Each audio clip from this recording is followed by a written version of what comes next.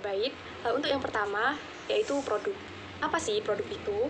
Produk yaitu segala sesuatu yang dapat ditawarkan ke pasar untuk penggunaan, akuisisi, perhatian, atau konsumsi yang memungkinkan dapat memuaskan keinginan atau kebutuhan dari pelanggan. Produk ini tidak hanya mencakup benda yang berwujud seperti mobil, pakaian, sepatu, dan lain sebagainya, tapi juga definisi produk secara luas, yaitu juga mencakup layanan, ide, orang, tempat, organisasi, atau campuran dari semuanya. Lalu, untuk contoh, perusahaan dengan produknya yaitu seperti Starbucks dengan produk kopinya, Toyota dengan produk mobilnya, bank dengan jasa perbankan, maskapai dengan jasa penerbangannya, dan masih banyak lagi yang lainnya. Produk adalah kunci dalam penawaran pasar secara keseluruhan. Perencanaan bauran pemasaran dimulai dengan membangun penawaran yang memberikan nilai bagi target konsumen. Penawaran ini menjadi dasar bagi perusahaan di mana perusahaan membangun hubungan pelanggan yang menguntungkan. Lalu biasanya perusahaan menawarkan produk, benda berwujud maupun jasa. Di satu sisi, perusahaan menawarkan produk barang berwujud murni. Contohnya seperti pasta gigi, sepatu, baju, dan lain sebagainya, tetapi tidak dengan layanan. Di sisi lain, ada perusahaan yang menawarkan produk layanan murni, yang dimana produk utama yang ditawarkan oleh perusahaan yaitu layanan. Contohnya seperti maskapai dengan jasa penerbangannya, penjahit dengan jasa menjahitnya, dan lain-lain. Saat ini, produk dan layanan menjadi lebih dikomoditisasi. Artinya, di mana suatu produk dengan produk yang lainnya tidak memiliki perbedaan. Nah, di sini banyak perusahaan yang beralih ke sebuah tingkat baru untuk menciptakan nilai bagi pelanggannya, yaitu dengan pengalaman. Di sini, perusahaan menciptakan dan mengelola pengalaman pelanggan terhadap produk dari perusahaan itu sendiri. Bagi beberapa perusahaan, pengalaman merupakan bagian penting dari pemasaran. Nah, contohnya sendiri yaitu dari perusahaan Apple. Nah, yang dimana Apple ini tidak hanya sukses untuk menjual produknya, tetapi juga sukses dalam menciptakan pengalaman bagi pelanggannya. Nah, contohnya sendiri yaitu toko retail Apple menciptakan suasana yang nyaman bagi pelanggannya, sehingga pelanggannya betah untuk berlama-lama hanya sekedar untuk bertanya dan mencoba produk dari Apple itu sendiri, sehingga tertarik untuk membeli produk dari Apple itu sendiri. Baik, selanjutnya yaitu tingkatan pada produk dan jasa. Perencana produk perlu memerhatikan produk dan layanan pada 3 tingkatan, yang dimana setiap tingkatannya menambahkan lebih banyak nilai pelanggan. Tingkatan paling dasar adalah inti nilai pelanggan. Nah, perusahaan saat merancang produk atau jasa, pertama-tama yang harus dilakukan yaitu menentukan inti manfaat atau layanan pemecahan masalah yang dirasakan oleh konsumen. Pada tingkat kedua, perusahaan harus mengubah manfaat inti menjadi produk yang sebenarnya. Perusahaan perlu mengembangkan fitur produk dan layanan, desain, tingkat kualitas, nama merek, dan pengemasan. Misalnya iPad. iPad sendiri merupakan produk sebenarnya, di mana namanya, gaya, sistem operasi, fitur, pengemasan, dan atribut lainnya, semuanya telah digabungkan dengan cermat untuk membentuk nilai inti pelanggan agar tetap terhubung. Lalu, pada tingkatan ketiga, perencana produk harus menambahkan manfaat tambahan di sekitar manfaat inti dan produk sebenarnya, yaitu dengan menambahkan manfaat atau layanan bagi konsumen. Nah, untuk contohnya sendiri, yaitu iPad. Nah, di mana iPad ini tidak hanya sekedar menawarkan produk, tetapi juga menambahkan manfaat tambahan, yaitu dengan menambahkan garansi dan juga situs web yang dapat diakses oleh konsumen apabila konsumen tersebut mengalami suatu permasalahan. Terima kasih atas kesempatannya. Perkenalkan, saya Sumiati Umar Yahya dengan NIM 124. Baik, di sini saya akan melanjutkan penjelasan dari rekan saya. Berikutnya adalah Product and Service Classification. Dalam Product and Service Classification ini terdapat 2 jenis produk. Yang pertama, produk konsumen, dan yang kedua adalah produk industri. Produk konsumen. Produk konsumen adalah produk dan jasa yang dibeli oleh konsumen akhir untuk pribadi konsumsinya. Pemasar biasanya mengklasifikasikan produk dan layanan ini lebih lanjut berdasarkan cara konsumen pergi untuk membelinya. Produk konsumen termaksud produk kenyamanan, produk khusus, dan produk yang tidak bisa dibeli. Selanjutnya adalah produk industri. Produk industri adalah produk yang dibeli untuk diproses lebih lanjut atau untuk digunakan untuk menjalankan suatu bisnis. Jadi, perbedaan antara produk konsumen dan produk industri ini didasarkan pada tujuan pembelian produk. Jika produk konsumen itu membeli mesin pemotong rumput untuk digunakan di sekitar rumah, maka mesin pemotong rumput itu adalah jenis produk dari produk konsumen itu sendiri, produk konsumen. Baik, selanjutnya adalah macam-macam dari produk dan layanan konsumen. Di dalam produk dan layanan konsumen ini terdapat 4 jenis produk. Yang pertama, produk kenyamanan. Yang kedua adalah produk belanja. Yang ketiga adalah produk khusus. Dan yang terakhir adalah produk yang tidak dibeli. Produk kenyamanan. Produk kenyamanan adalah produk dan layanan konsumen yang biasanya pelanggan beli dan dengan sedikit perbandingan atau upaya untuk membelinya. Contohnya seperti pembelian deterjen, pembelian permen, pembelian majalah, dan pembelian makanan cepat saji. Produk kenyamanan biasanya memiliki harga yang lebih rendah dan pemasar biasanya menempatkannya di banyak lokasi untuk membuatnya tersedia saat pelanggan membutuhkan atau menginginkan produk dari produk tersebut. Yang kedua adalah produk belanja. Produk belanja adalah produk dan layanan konsumen yang jarang dibeli. Maksudnya di sini pelanggan membandingkan dengan cermat kesesuaian, kualitas, harga, dan gaya saat membeli produk dari layanan konsumen tersebut. Produk konsumen ini menghabiskan banyak waktu dan tenaga dalam pengumpulan informasi dan membuat perbandingan dari beberapa jenis produk tersebut. Yang ketiga adalah produk khusus. Produk khusus adalah produk dan layanan konsumen dengan karakteristik unik atau identifikasi merek yang ingin dibuat secara khusus oleh sekelompok pembeli yang signifikan usaha pembeliannya tuh lebih cepat. Yang terakhir adalah produk yang tidak dibeli, adalah produk yang konsumen yang tidak diketahui oleh konsumen tentang atau biasanya tidak mempertimbangkan dari jenis-jenis produk tersebut. Baik, selanjutnya adalah macam-macam produk dan layanan industri. Produk dan layanan industri ini terdapat 3 jenis kelompok. Yang pertama, capital item. Yang kedua, persediaan dan layanan. Yang terakhir adalah organisasi orang, tempat, dan ide. Yang pertama, capital item. Capital item ini merupakan bahan dan bagian yang masih termasuk dari bahan mentah dan juga merupakan suku cadang yang diproduksi. Bahan baku ini biasanya terdiri dari hasil pertanian seperti gandum, kapas, ternak, buah-buahan, sayuran, dan hasil alam seperti ikan, kayu, minyak mentah, biji besi. Dan bahan dan bagian yang diproduksi terdiri dari bahan komponen seperti besi, benang, semen, kabel, dan bagian komponen seperti ban ataupun koran. Sebagian besar bahan yang diproduksi dan suku cadang yang dijual langsung ke pengguna industri. Harga dan layanan yang dijual adalah pemasaran utama, faktor branding dan iklan yang cenderung kurang penting dari capital item ini sendiri. Yang berikutnya adalah persediaan dan layanan. Persediaan dan jasa termasuk ke dalam operasi persediaan seperti batu bara, kertas, pensil, dan item perbaikan atau pemeliharaan seperti cat, paku, ataupun sapu. Persediaan adalah produk kenyamanan dari bidang industri karena biasanya itu dibeli dengan sedikit usaha atau perbandingan. Layanan bisnis ini termasuk ke dalam pemeliharaan atau layanan perbaikan seperti pembersihan jendela, perbaikan komputer, dan layanan konsultasi bisnis seperti hukum konsultasi manajemen ataupun periklanan. Layanan semacam ini biasanya disediakan berdasarkan kontrak. Yang terakhir adalah organisasi, orang, tempat, dan ide. Di dalam kelompok ini itu terdapat beberapa komponen penting seperti organisasi itu sendiri, orang, tempat, maupun ide ataupun gagasan. Organisasi ini sering melakukan aktivitas untuk menjual. Organisasi ini sendiri adalah organisasi pemasaran yang terdiri dari kegiatan yang dilakukan untuk menciptakan, memelihara, atau mengubah sikap dan perilaku konsumen terhadap sasaran dari suatu organisasi tersebut, baik organisasi laba maupun organisasi pemasaran. Selanjutnya adalah product and service decision. Di dalam product and service decision ini terdapat 5 jenis produk. Yang pertama, product and service attribute. Yang kedua, branding. Yang ketiga, packing.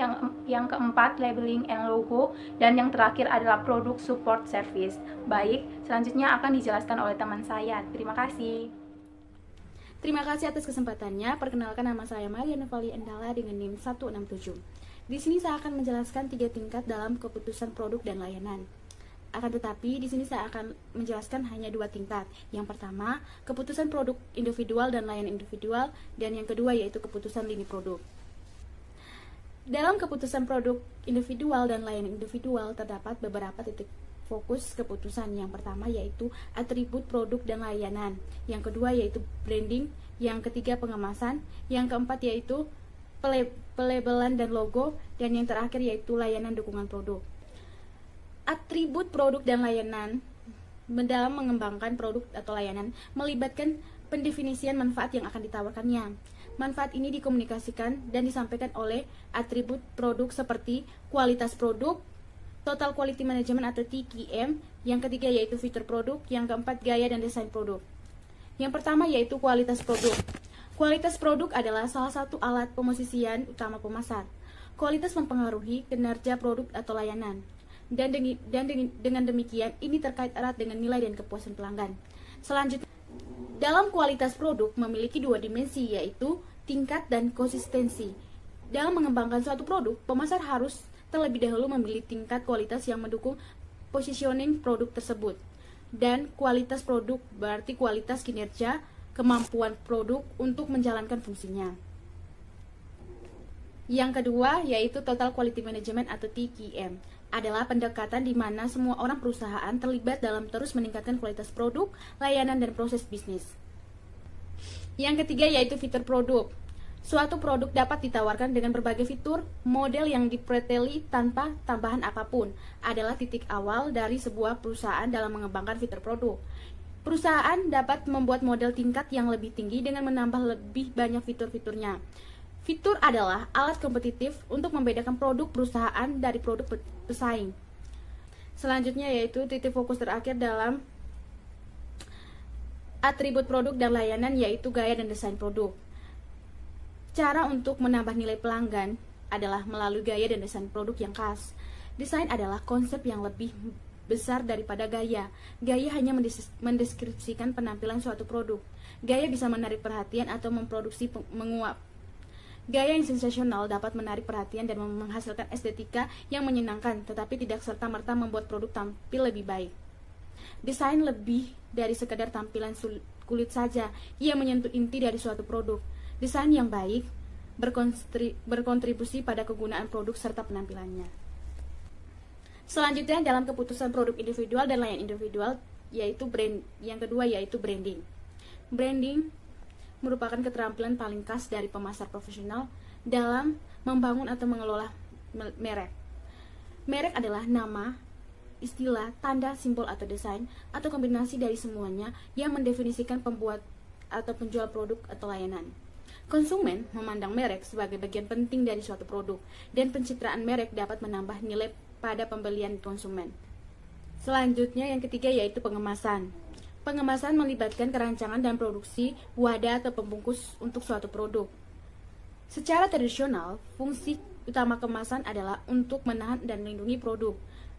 Namun, pengemasan telah menjadi alat pemasaran yang penting juga.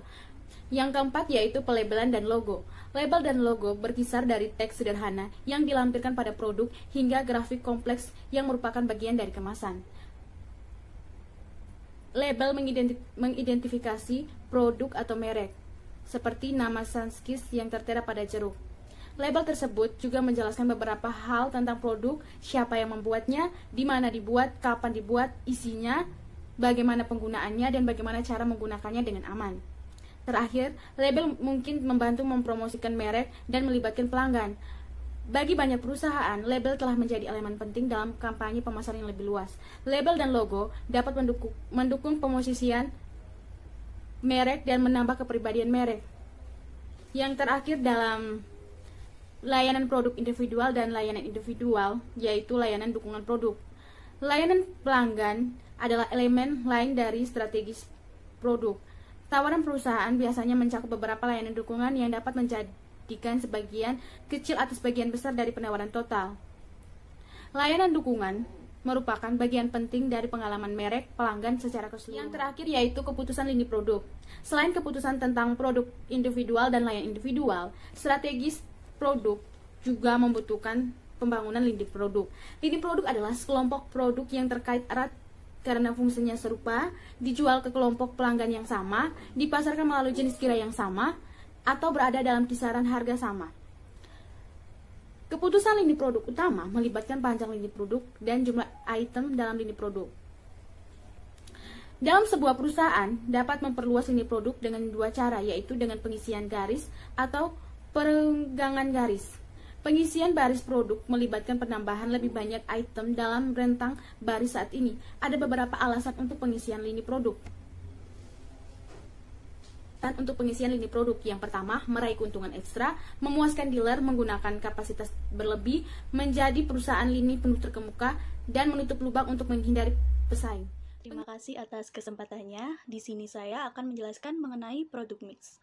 Produk mix atau bauran produk adalah total keseluruhan dari daftar produk atau lini produk sebuah perusahaan yang ditawarkan kepada konsumen. Atau lebih mudahnya, bauran produk terdiri dari seluruh lini produk dan item barang yang ditawarkan oleh penjual tertentu. Produk mix atau bauran produk memiliki 4 dimensi penting, yaitu yang pertama, lebar bauran produk. Lebar bauran produk berhubungan dengan berapa banyak lini produk yang ditangani oleh perusahaan.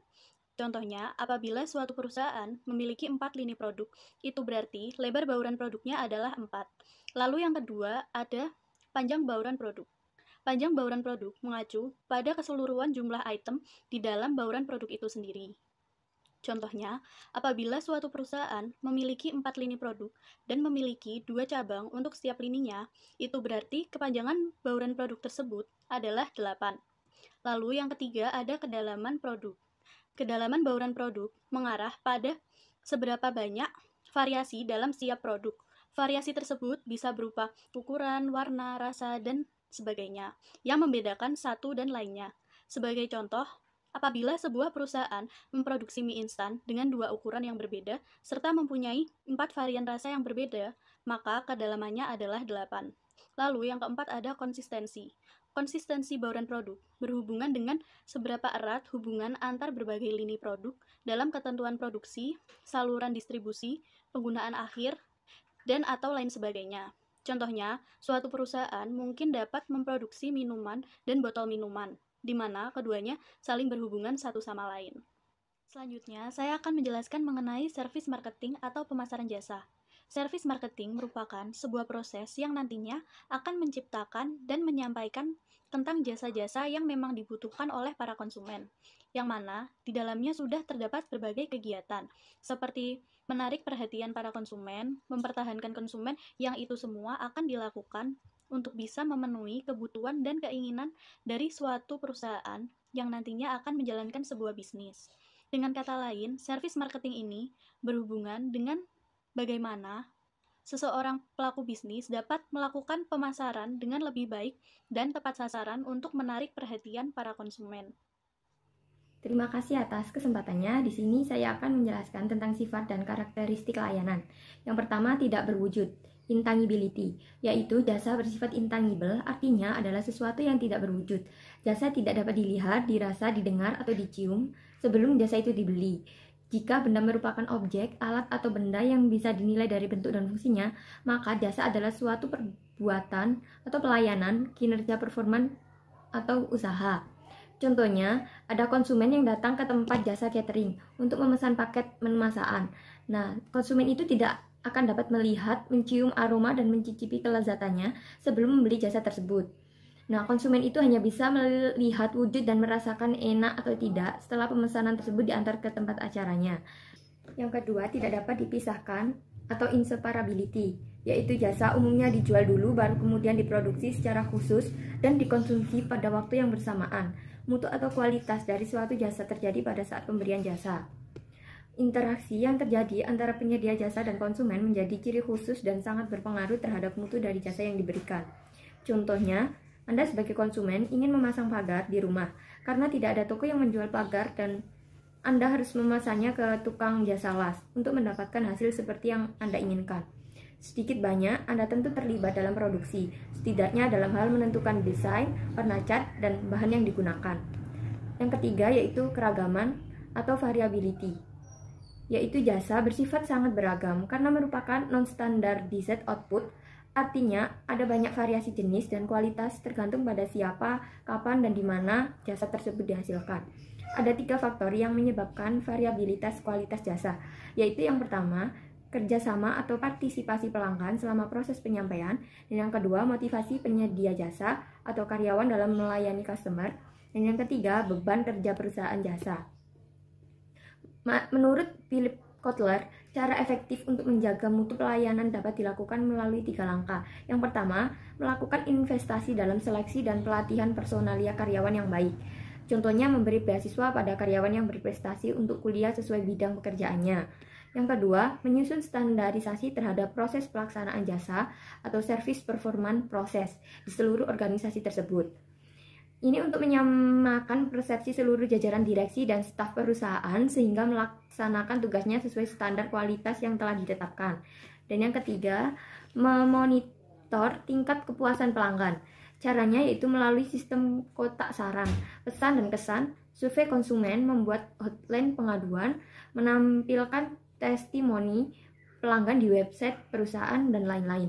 Yang terakhir, nomor 4, tidak tahan lama atau perishability, yaitu jasa memiliki karakteristik tak tahan lama dan tidak dapat disimpan karena sifatnya yang tidak berwujud fisik. Untuk jenis jasa tertentu, karakteristik ini tidak berlaku, terutama untuk jasa pembuatan barang fisik seperti jasa las pagar, jasa jahit baju, dan jasa fotografi. Kondisi ini tidak berdampak negatif apabila permintaan tetap stabil karena mudah untuk melakukan persiapan pelayanan sebelumnya. Tetapi jika permintaan fluktuatif tergantung pada kondisi tertentu atau bersifat musiman, maka akan menimbulkan masalah. Contohnya seperti permintaan jasa catering di Surabaya akan mengalami lonjakan pada bulan baik untuk melangsungkan pernikahan. Dan contoh yang kedua yaitu jasa transportasi mengalami kenaikan permintaan menjelang hari raya atau hari libur panjang. Strategi pemasaran untuk perusahaan jasa. Perusahaan jasa harus memusatkan perhatiannya kepada pelanggan dan karyawan. Agar berhasil, perusahaan jasa harus memahami rantai laba jasa atau service profit chain yang menghubungkan laba perusahaan jasa dengan karyawan dan kepuasan pelanggan. Rantai ini terdiri dari 5 hubungan. Yang pertama, kualitas jasa internal, yaitu pemilihan karyawan yang bagus dan pelatihan, lingkungan kerja yang berkualitas, dan dukungan kuat bagi karyawan yang berurusan dengan pelanggan. Yang kedua, karyawan jasa yang puas dan produktif, yaitu karyawan yang lebih puas, setia, dan bekerja keras. Yang ketiga, nilai jasa yang lebih besar, yaitu kreasi nilai pelanggan dan penghantaran jasa yang lebih efektif dan efisien. Yang keempat, pelanggan yang puas dan setia, yaitu pelanggan puas yang tetap setia akan mengulangi pembelian dan memberitahukan kepada pelanggan lain. Dan yang terakhir, yang kelima, laba dan pertumbuhan jasa yang sehat, yaitu kinerja perusahaan jasa yang sehat. Untuk mencapai tujuan laba dan pertumbuhan jasa, dimulai dengan memperhatikan orang yang melayani pelanggan. Selanjutnya, pemasaran perusahaan jasa juga memerlukan pemasaran internal dan pemasaran interaktif. Yang pertama, pemasaran internal atau internal marketing, yaitu berarti bahwa perusahaan jasa harus mengorientasikan dan memotivasi karyawannya yang berhubungan dengan pelanggan dan mendukung orang-orang pelayanan untuk bekerja sebagai satu tim guna memberikan kepuasan pelanggan. Pemasar harus membuat semua orang dalam organisasi berpusat pada pelanggan. Bahkan pemasar internal harus mendahului pemasar eksternal. Yang selanjutnya, pemasaran interaktif atau interaktif marketing, yang berarti bahwa kualitas jasa sangat bergantung pada kualitas interaksi pembeli dan penjual selama transaksi jasa. Dalam pemasaran produk, kualitas produk seringkali hanya sedikit bergantung pada bagaimana produk itu diperoleh.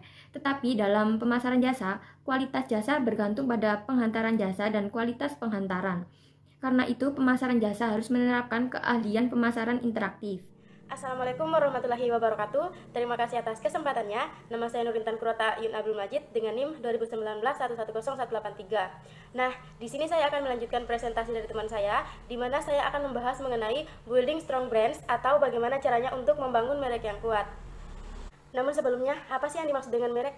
Nah, merek adalah suatu nama, simbol, tanda, desain, ataupun gabungan di antaranya untuk dipakai sebagai identitas suatu perorangan, perusahaan, ataupun organisasi pada barang dan jasa yang dimiliki, di mana merek tersebut berfungsi sebagai pembeda antara produk yang dimiliki oleh satu perusahaan dengan produk yang dimiliki oleh perusahaan yang lain. Berikutnya adalah keputusan strategi merek. Nah, merek adalah sebuah aset yang kuat yang harus dikembangkan dan dikelola dengan hati-hati. Merek yang kuat melibatkan banyak keputusan yang menantang. Branding menimbulkan keputusan yang menantang bagi pemasar. Nah, keputusan strategi merek melibatkan pemosisian merek, pemilihan nama merek, sponsor merek, dan pengembangan merek. Nah, berikutnya yang pertama adalah pemosisian merek. Pemosisian merek adalah proses memposisikan brand di benak pelanggan. Tujuannya adalah untuk menciptakan kesan unik di benak pelanggan sehingga pelanggan dapat mengaitkan sesuatu yang spesifik dan diinginkan dengan brand yang berbeda dari brand yang sudah ada di pasaran. Pelanggan dapat memposisikan merek di salah satu dari 3 tingkat, yaitu tingkat terendah, tingkat menengah, dan tingkat tertinggi. Pada tingkat terendah, mereka dapat memposisikan merek pada atribut produk. Misalnya, perusahaan Whirlpool memposisikan produk peralatan rumah tangga utamanya pada atribut seperti kualitas, pemilihan gaya, dan fitur inovatif. Nah, sebuah merek dapat diposisikan dengan baik dengan mengaitkan namanya dan manfaat yang diinginkan oleh pelanggan. Misalnya, perusahaan Whirlpool dapat memposisikan atributnya mengenai produk, teknik, dan berbicara mengenai manfaat seperti menghilangkan kerumitan memasak dan membersihkan, kemudian penghematan energi secara baik, ataupun dapur yang lebih bergaya. Kemudian, saat memposisikan merek, pemasar harus menetapkan misi untuk merek dan visi tentang apa yang harus dan dilakukan merek. Merek adalah janji perusahaan untuk memberikan serangkaian fitur, manfaat, layanan, dan pengalaman tertentu secara konsisten kepada pembeli. Janji merek ini harus jelas, sederhana, dan jujur. Misalnya, menawarkan kamar bersih, harga murah, dan pelayanan bagus, tetapi tidak menjanjikan perabot mahal atau kamar mandi yang besar. Yang kedua adalah pemilihan nama merek. Nama yang baik dapat sangat menambah kesuksesan produk. Namun, menemukan nama merek yang terbaik adalah tugas yang sangat sulit. Dimulai dengan peninjauan terhadap produk dan manfaatnya, pasar sasaran, dan strategi pemasaran yang diusulkan. Setelah itu, baru dapat dilakukan penamaan merek. Pentingnya merek untuk sebuah produk tidak hanya memudahkan produk agar lebih dikenal oleh konsumen, namun juga dapat melindungi produk dari pemalsuan oleh pihak lain. Nah, pemilihan merek membutuhkan prioritas dan perhatian yang serius yang tidak kalah penting dengan aspek usaha lainnya. Beberapa tips dalam pemilihan kualitas nama merek yang baik. Yang pertama yaitu, nama merek harus menyarankan sesuatu tentang manfaat dan kualitas produk. Yang kedua yaitu harus mudah diucapkan, dikenali, dan diingat. Yang ketiga, nama merek harus berbeda. Yang keempat, harus dapat diperpanjang. Yang kelima, nama harus mudah diterjemahkan ke dalam bahasa asing. Yang keenam, harus mampu melakukan pendaftaran perlindungan hukum. Yang ketujuh adalah memilih merek di sekitar nama yang memiliki arti yang sebenarnya. Misalnya, nama-nama seperti Silk atau susu kedelai, Method, produk rumah tangga, Smart Water atau minuman, dan Snapchat atau aplikasi perpesanan foto. Nah, setelah dipilih, nama merek harus dilindungi. Banyak perusahaan mencoba membangun nama merek yang pada akhirnya akan diidentifikasi dengan kategori produk. Yang ketiga adalah sponsor merek. Sponsor merek adalah suatu merek pendukung yang menjadikan perusahaan tersebut dikenal oleh konsumen, atau dengan kata lain, sponsor merek adalah suatu nama, tanda, simbol, desain, atau kombinasi daripadanya untuk menandai produk atau jasa dari satu penjual atau dari kelompok penjual dan untuk membedakannya dari produk pesaing. Jadi, sponsor merek adalah suatu slogan untuk menandai produsen atau penjual suatu produk. Nah, contohnya, perusahaan IBM dan Sony telah mencapai kekuatan merek perusahaan yang menonjol, diukur dengan perbandingan produk atau pasar di mana perusahaan memasarkan mereknya secara terkemuka. Yang keempat adalah pengembangan merek. Perusahaan memiliki 4 pilihan dalam hal pengembangan merek.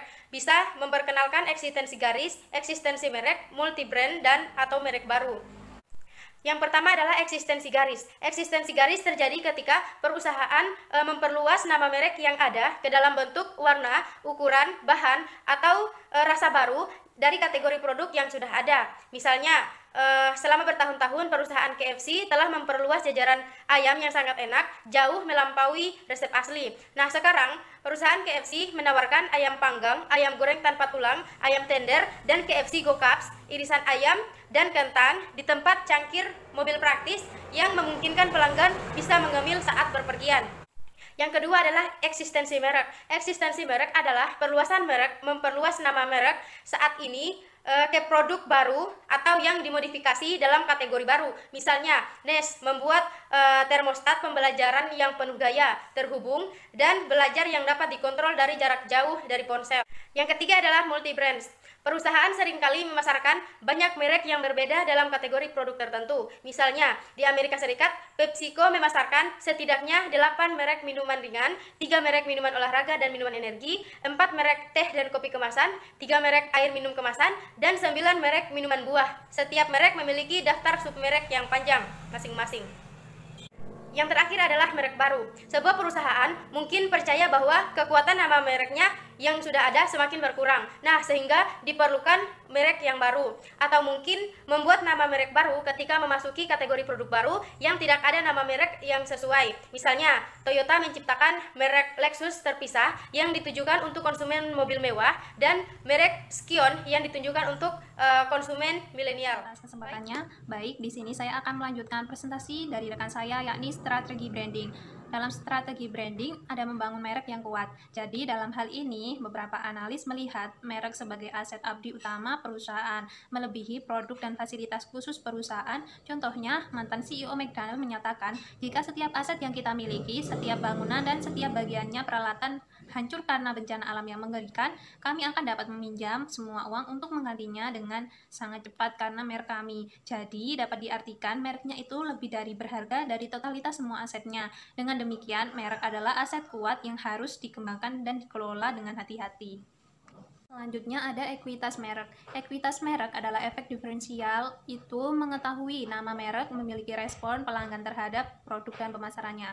Dalam hal ini, merek diartikan lebih dari sekedar nama dan simbol, yang merupakan elemen kunci dalam hubungan perusahaan dengan konsumen. Jadi, merek yang kuat memiliki ekuitas merek yang tinggi, di mana ukuran kemampuan merek untuk menangkap preferensi dan loyalitas konsumen. Dalam hal ini, menurut Kotler dan Keller, 2006, terdapat 2 pokok pikiran terhadap ekuitas merek. Yang pertama, ekuitas merek bersumber dari adanya perbedaan respon konsumen akibat merek, dan yang terakhir ada perbedaan tersebut disebabkan oleh adanya perbedaan pengetahuan konsumen. Selanjutnya ada nilai merek atau brand value. Nilai merek adalah total finansial nilai sebuah merek. Jadi nilai merek atau brand value ini dapat dianalogikan sebagai citra atau karisma pada diri seseorang atau produk yang dapat membuat seseorang atau produk itu memiliki daya tarik yang kuat. Ini merupakan suatu hal yang penting sekali, karena dari situlah sebetulnya nilai dari sebuah perusahaan, nilai dari produk itu bisa diangkat dan apa valuasinya juga biasanya dihitung dari brand value ini. Terima kasih atas kesempatannya. Di sini saya membahas tentang managing brand atau biasanya kita sebut dengan manajemen merek. Merupakan elemen vital untuk menentukan perkembangan bisnis. Bagaimana brand dapat dikenal oleh banyak orang dan menentukan pasarnya sendiri merupakan salah satu proses dari manajemen merek.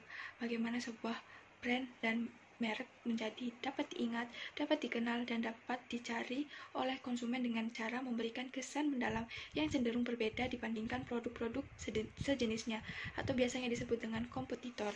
Intangible component itu tak berwujud. Ini adalah prinsip-prinsipnya.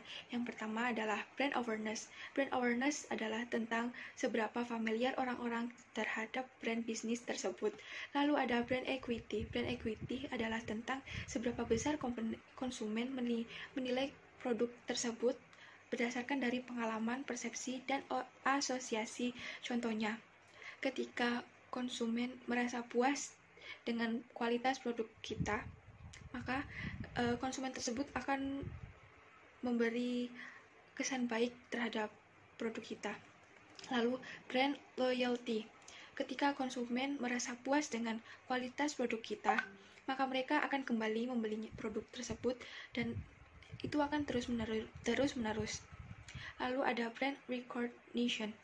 Brand recognition adalah tentang seberapa baik konsumen mengenal brand produk kita melalui ciri-ciri fisik. Tanpa melihat nama brand tersebut, mereka akan mengetahui, oh ini brand kita, oh ini brand itu. Kayak misalnya, konsumen bisa menebak produk kita hanya dengan mendengar tagline iklan, bungkus produk, ataupun logo. Lalu ada brand reputation. Brand reputation merujuk pada pandangan produk secara umum tentang brand bisnis. Reputasi brand dipengaruhi oleh kualitas produk, layanan, servis pelayanan, pemasaran yang menarik, ulasan dari pelanggan, dan lain-lain. Lalu, kembali lagi kita ke tangible component. itu secara garis besar tangible component itu kan yang kasat mata. Yang pertama ada nama brand. Pastinya brand memiliki nama untuk menggambarkan produk tersebut kayak gitu. Terus 2, logo dan pewarnaan. Logo dan pemilihan warna mempersepsikan produk yang kita akan jual. Lalu tipografi.